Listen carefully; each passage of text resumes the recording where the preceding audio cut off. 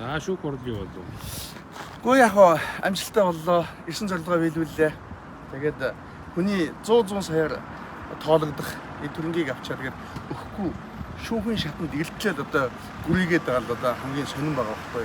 Ер нь бол хүний мөнгийг залилч байна уу, хуулч байна уу, за гэрээний замалч байна уу, авсал бол эргүүлж өгөх ёстой л байхгүй юу. Хэрвээ өгөхгүй гүрийгээд ах юм бол тэгэл ер нь бол тэгэл ял идэл шоронгийн хаалга батлаа л гэсэн үг шүү дээ.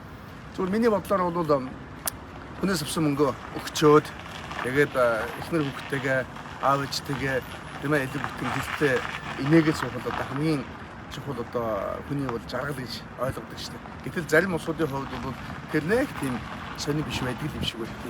Тэгээд одоо мөрдөн байцаал болохоор энэ шат дуусчаа шүүхэн шатнд дэлчээд авчил мөнгөний өгөхгүй л гэж үзээд байх юм байна. Ийм зарим хүнийг ойлгочих юм байна. За явъя.